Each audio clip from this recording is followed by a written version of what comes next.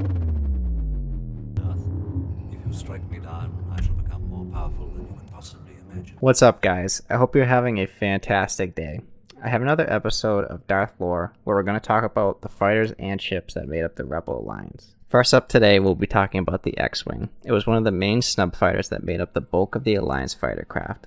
This fighter was first seen in Star Wars A New Hope in 1977. It consisted of 4 wings that resembled an X when in attack formation. It was heavily armed with 4 laser cannons and proton torpedo launchers. The X-Wing had lightspeed capabilities and even shield projectors. The Alliance relied heavily on these in battles such as the Battle of Yavin, Endor, and Jakku. Next up, we have the BWing. It was another starfighter that was abundant in the Alliance fleet.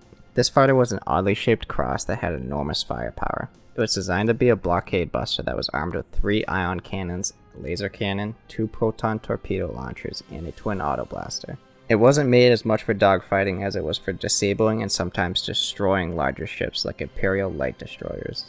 This ship was a very important advancement for the early rebellion and was used extensively through the war.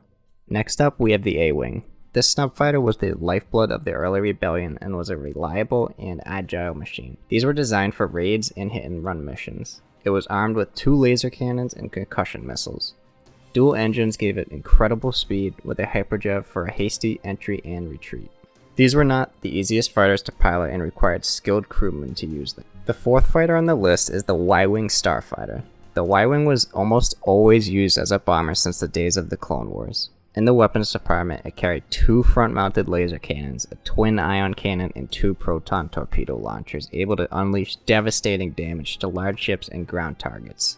Even though the models the Rebels used were aging and stripped of a lot of the plating, they were still a force to be reckoned with. Lastly, we have the Uwing. This is a fairly new ship in the Star Wars cinematic universe where we get our first real glimpse of them in Rogue One. It was a 2-winged fighter transport that was mostly used to move Rebel soldiers to the ground and protect them at the same time. They had front-mounted twin laser cannons and frequently had custom-mounted heavy weapons on the sides of the ship where the doors were.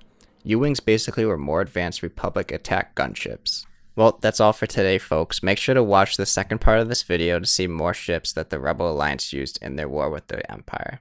If you like this video and want more, please like, leave a comment, and subscribe. And remember, may the Force be with you.